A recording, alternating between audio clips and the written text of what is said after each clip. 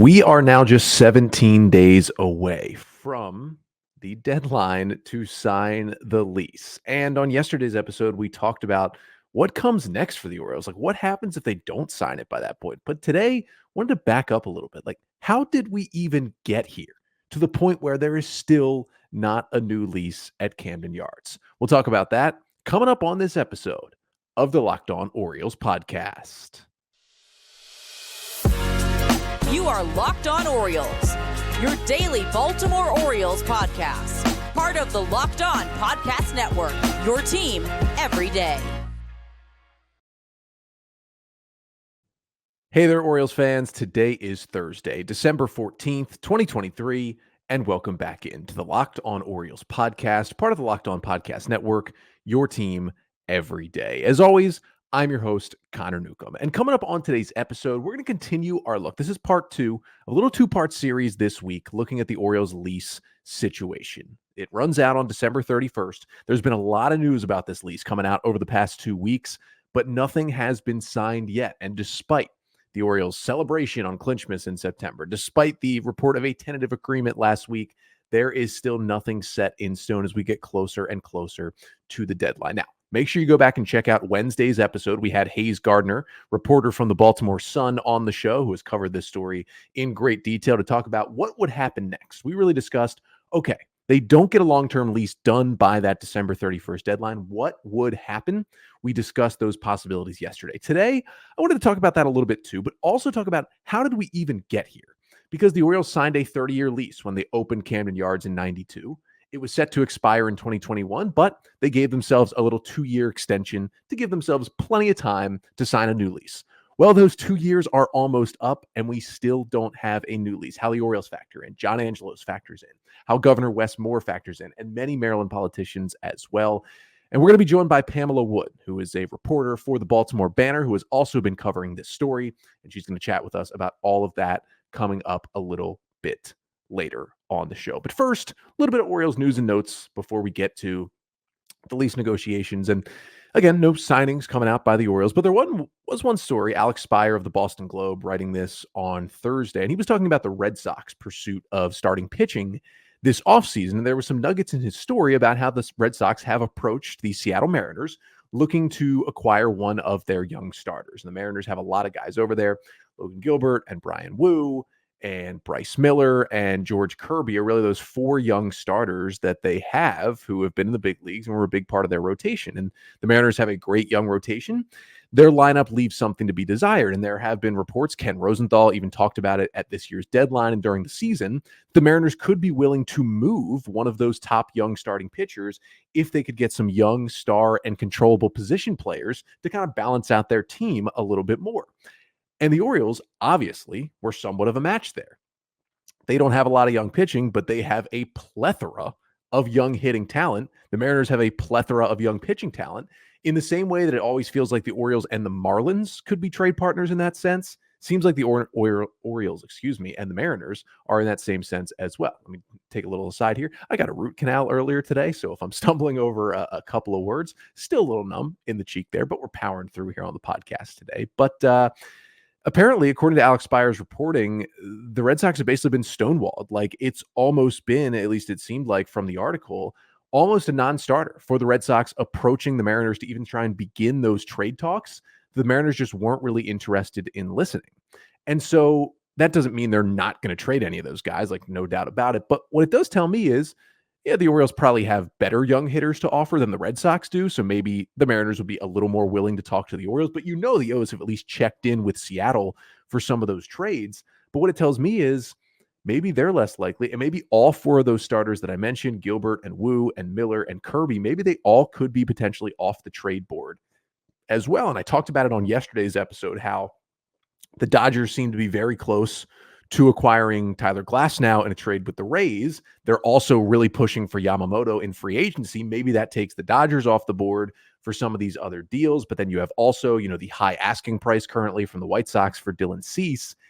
it's just another piece of information as the Orioles attack the starting pitching market. And again, I just don't see them paying anything close to big money for a free agent starting pitcher. So it's either going to be a back end guy on a 1-year deal, or they go and make a trade for a better starting pitcher to help the rotation more.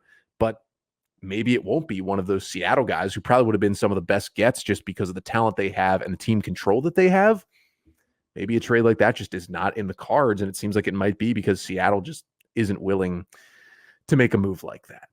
Then the other piece of news that I just wanted to talk about, this had kind of been out in the ether already, but it made officially official when he talked to Britt Giroli of The Athletic on Wednesday, and that is Tommy Hunter has officially retired from baseball. Now 37 years old. Now Hunter has had some pretty serious injury issues over the last few years, especially with the Mets. He joined the Mets in 2021 because, Buck Showalter just can't help himself by bringing in the former Orioles. But he pitched 3 seasons for the Mets, but in that time, he only appeared in 36 games over the 3 seasons. And it's not because he was like getting DFA'd or sent to AAA.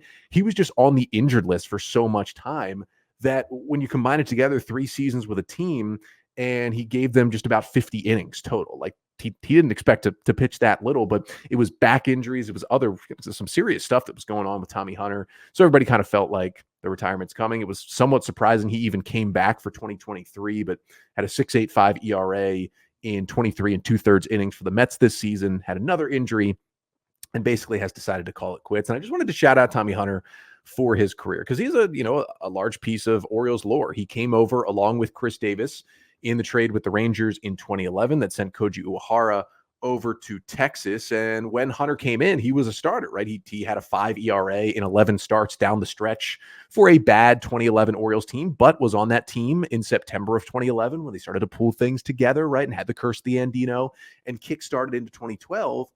And, a lot of people don't remember this, but Tommy Hunter was mostly a starter for that 2012 team. He really wasn't a factor late in the year or in the postseason run, but he made 33 appearances, 20 starts for the 2012 Orioles. Now, he had a 5.45 ERA, which is probably why we don't remember him. He was taken out of the rotation in the second half of the year, and they tried a bullpen role, and he never really made it into high leverage. You weren't really sure what you were going to get out of him, but he stuck around. And then all of a sudden, you get to 2013, and he turns into a full-time reliever, and all of a sudden, you got a really good pitcher. Tommy Hunter threw 86 1/3 innings out of the Orioles bullpen in 2013 and had a 2.81 ERA. Once he figured out what worked for him out of the pen, he was phenomenal. And he was so good, if you remember, he came out of spring training in 2014 as the Orioles closer. The year that they won the AL East in 2014, Tommy Hunter was the closer to start the year.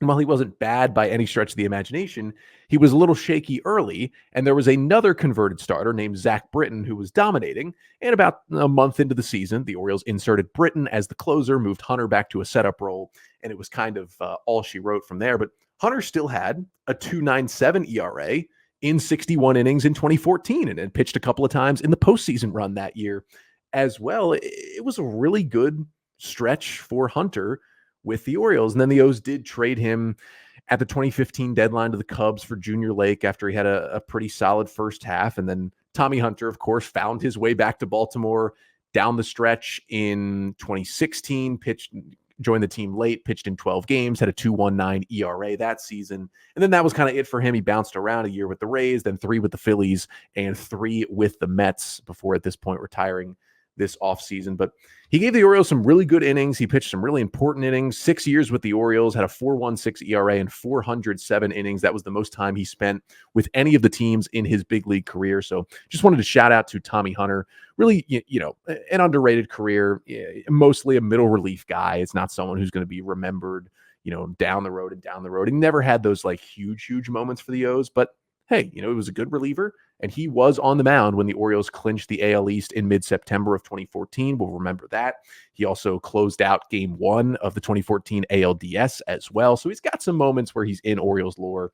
Big game Tommy Hunter, and I think the most memorable Tommy Hunter is 2014 division celebration. He's got about 16 Bud Lights on him somehow between his hands and his back pockets. And then the little speech he gave after the Orioles won in New York on the final day of the 2016 regular season to get into the wild card game that year. Hunter was, of course, back with the team late in the year and gave a nice little speech live on TV. I think you know what I'm talking about that day as well. So shout out to Tommy Hunter. Congrats for a really cool and really long Major League Baseball career. And thanks for the time that you gave to the Baltimore Orioles. But Tommy Hunter, when he was here, pitched a lot of games at Oriole Park at Camden Yards, and the Orioles are hoping they will continue to play their baseball there. But these lease negotiations, a lot of twists and turns, things changing pretty much every second. But again, we're 17 days away from the deadline, and there is still no lease signed. It has not happened yet. John Angelos isn't talking. Governor Wes Moore and the politicians are talking. They're saying it's going to get done, but actions speak louder than words. So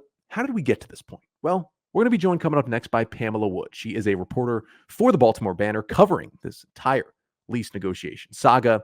And we're going to talk about really the stretch of this past year, how we made it to this point, and really what happens now with this Orioles lease negotiation.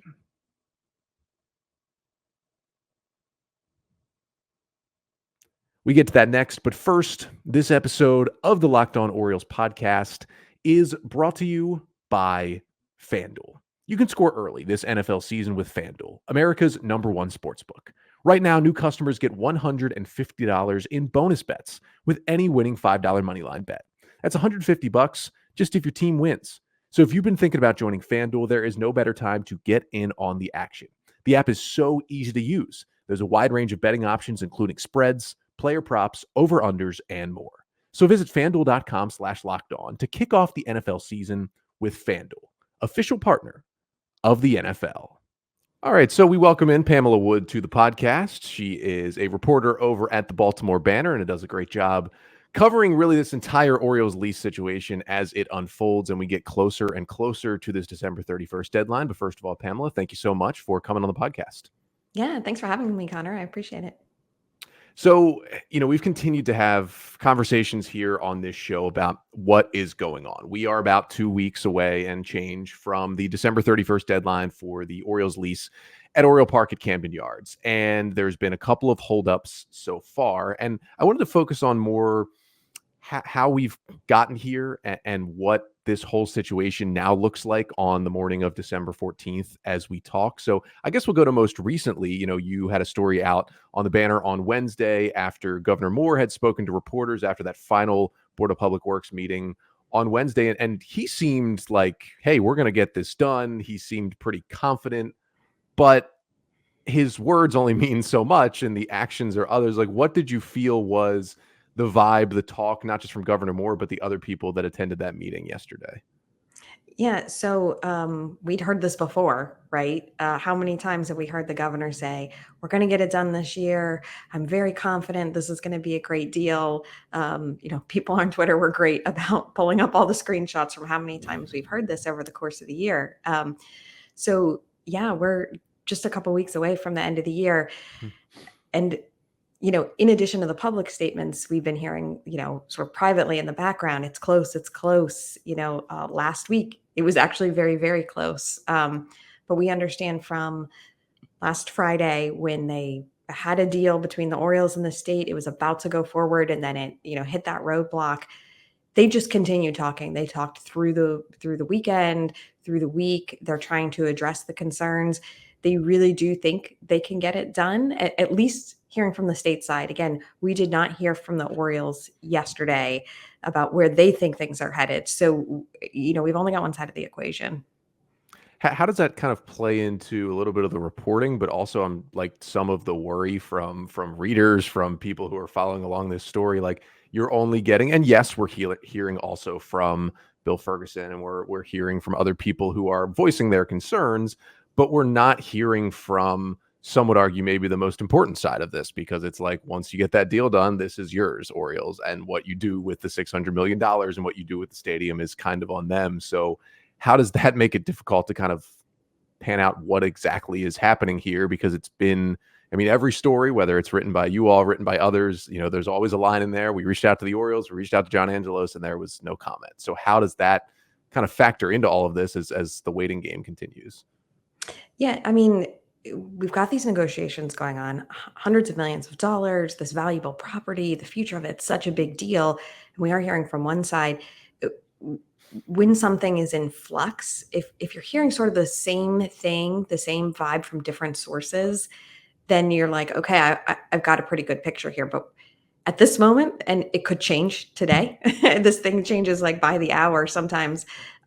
We are only hearing from the state side, but they did express confidence. It's my understanding that Senator Ferguson or President Ferguson is being looped in a little bit more than he was before, which bodes well. But based on what we learned last week, the objections from President Ferguson and probably others about some of the details, in particular on the development deal, I don't know how you reach a common ground that satisfies the Orioles, because John Angelos, Orioles chairman and CEO, has said he wants to make sure he gets the lease and the long-term development rights. Well, the development rights are the crux of the problem, and it was very intertwined in that deal. So what's going to be acceptable to him? We don't know. We're not hearing right now how the deal is changing and how the concerns might be satisfied in a way that Angelos is going to accept, but something's going to have to get done. They need a place to play. They have nowhere to go. They're not going to Nashville.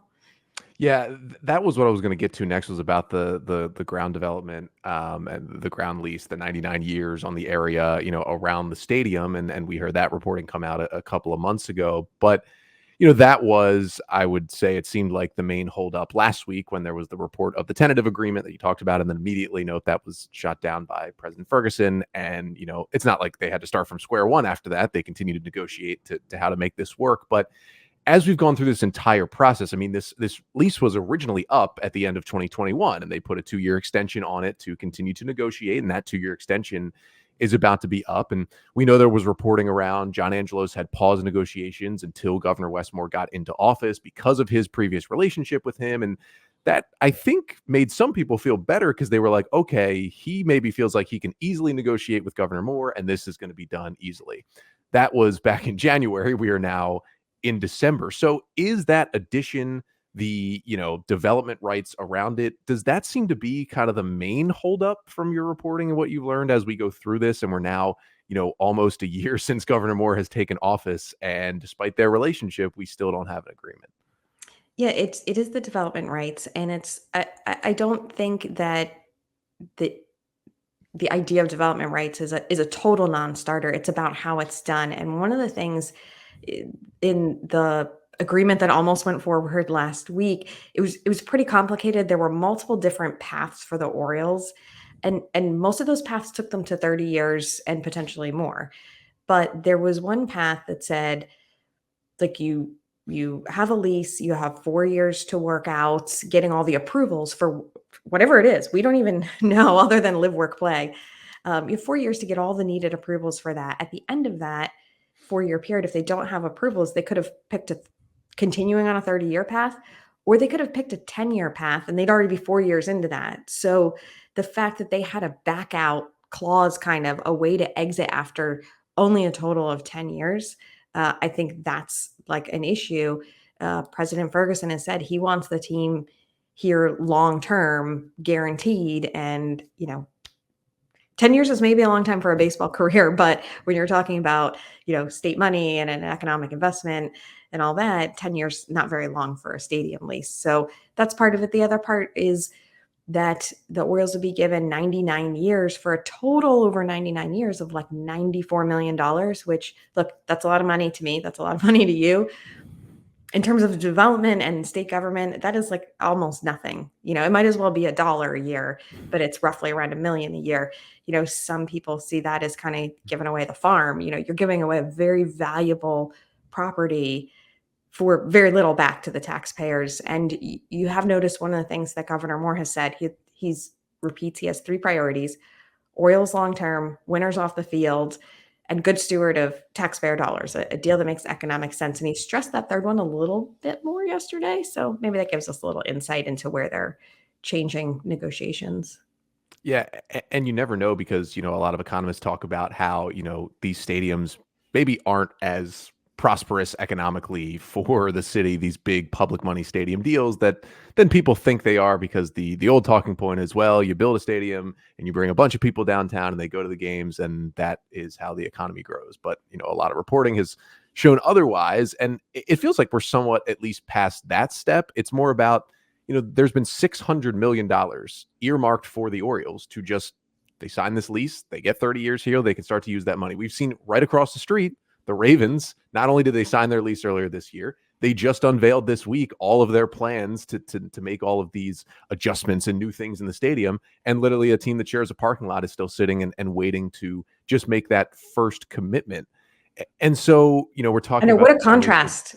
What a contrast this week, it, where you have the Ravens out there being like, look at all these fabulous things we're doing to our stadium that fans are going to love. And then you have the Orioles just is still mired. We don't even know what the lease is going to look like, let alone how they're going to start to tap that public money.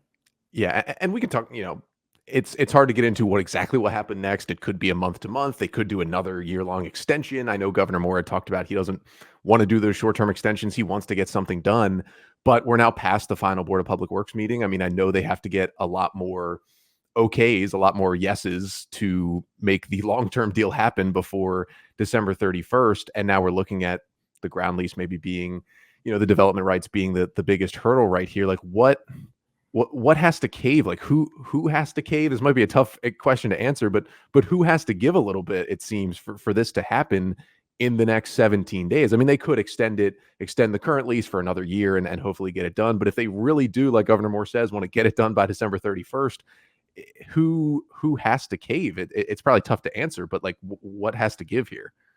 Yeah, and Governor Moore said yesterday, like, no short-term deal. We're not doing a month to month. We're going to get this whole thing done, the whole shebang. But yeah, we have not very long, 2.5 weeks, and there's government holidays in there, and you have to get these.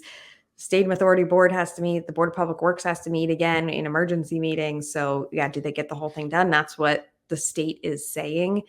Yes, somebody's going to have to give. Is Angelos and the Orioles, are they going to have to give some on this development plan, give more? Is the state going to have to give something? It's hard for me to predict what's going to happen, but there's going to have to be movement for sure, because the deal as came out on Friday is clearly a no-go. Yeah, and for me, at least from what I've seen in terms of the public opinion of this, I think some of it is shifting towards, hey, the Orioles have been earmarked $600 million, and there's been somewhat of a sentiment of like, what more do you need than that, right? It's like you're getting the Fair. $600 million, and a lot of the reporting has been John Angelos is seemingly, whether it's for the development rights or for the parking lots or whatever he would like to do, build a school in the warehouse, like he wants more than those $600 million. And I know that could potentially trigger more money for the Ravens as well, as if the Orioles do get more money from the state. But I think some of that is pushing towards, more negative sentiment about John Angelos's role in this. But I did want to ask about Governor Moore's role in this, because he may be negotiating in truly good faith, but it's also been widely reported that he has some sort of, whether it's a friendship or whatever it may be, positive relationship with John Angelos coming into this. And that probably made people think, oh, this will be easy. They'll negotiate and they'll get it done quickly. Now we're still here. He was, on the scoreboard at the Orioles game when they announced what was not actually a binding agreement. He was, he continues to say, we're going to get this done. We're going to get this done. And it's not getting done.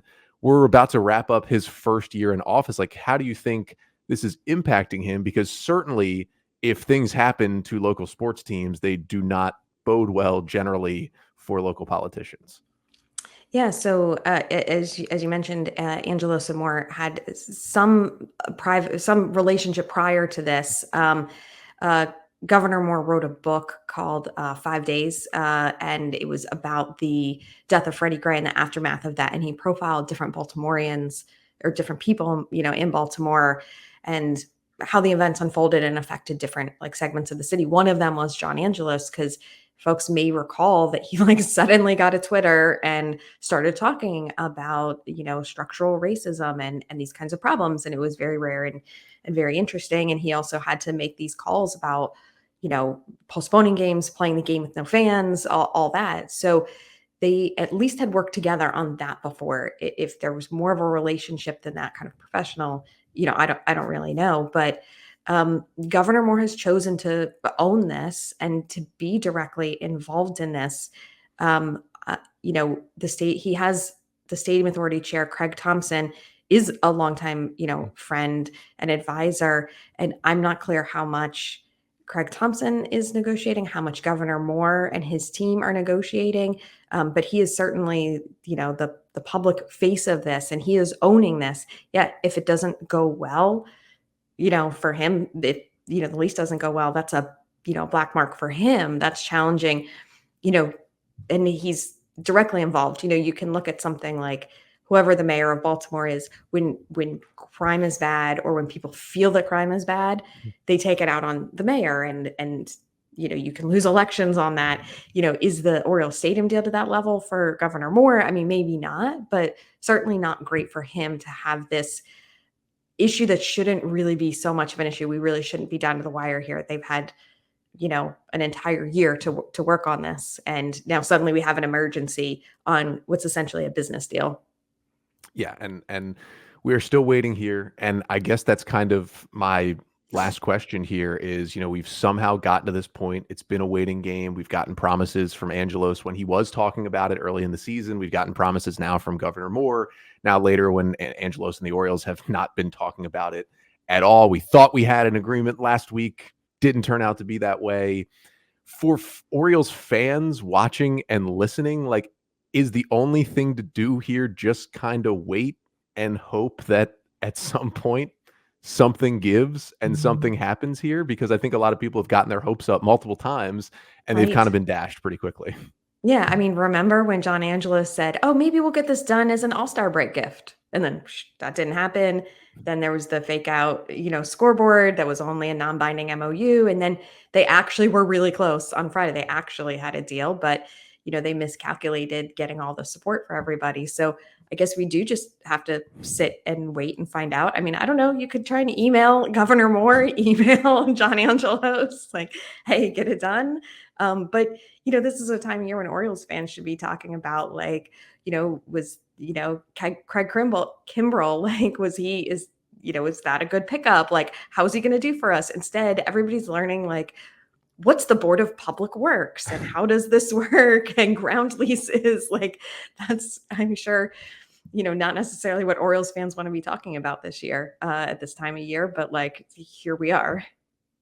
I did not expect when I started this podcast to be talking about local government as much as I have. But my journalism degree from the University of Maryland and my time at the Diamondback has helped me in this sense as well. But Pamela, thank you so much for joining us to talk about this situation that is ever changing, continuing to unfold. Let everybody know where they can find you, where they can find your reporting as the story goes on and everything you write about over at the Banner. Yeah, absolutely. Thank you so much. And I am a fellow Terp and Diamondbacker as well. So that's fantastic. Yeah, you can find my reporting. And I do a lot of these stories with Andy Koska, who I'm sure listeners know very well. We are both at thebaltimorebanner.com. We also have an app. You can find me on all the socials. Well, some of the socials at PWood Reporter, Twitter, Instagram, Facebook at PWood Reporter. So our thanks again to Pamela Wood of the Baltimore Banner for joining us to talk about this Orioles lease situation. And I think the very end of that conversation was really the most important part. It's like, we can't really do anything here. We're basing our trust in Governor Wes Moore, a politician, and John Angelos, worse than a politician.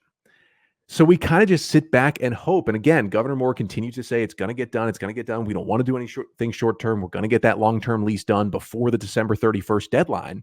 But you're running out of time here. And Pamela talked about it like, the last Board of Public Works meeting was on Wednesday. They would have to call multiple emergency meetings to get this done. And they don't have one scheduled again until January. So something's got to give here. Somebody's got to cave. And if John Angelos has shown anything in the past, he's not going to cave, even if him caving makes it better for everyone else around him, because he doesn't really care about that. He just cares about himself and what is going to be the best for him. So it's certainly something we will continue to cover here on the podcast, but maybe not as exclusively as we did this week. I really wanted to do those 2 episodes, get those 2 experts on, Hayes Gardner of the Sun yesterday, and then Pamela Wood of the Banner today, to really dive deeper into this lease topic to make you all more informed as well. And of course, read all of their writing at the Banner and the Sun as well to keep up with the story. And we'll get you any updates coming up here on the podcast. But unless there is a big update in lease or the Orioles make some kind of off-season move, that will do it for this week on the podcast. Again, we are in off-season mode, so generally it will be 3 episodes a week, but a little special because the guests I had, we did 4 episodes this week. We'll be back on Monday, and we'll see if there's any Orioles news available then. Might open up the mailbag on a Monday as well. But until then, I'm Connor Newcomb, and this has been the Locked On Orioles podcast, part of the Locked On Podcast Network. Your team every day.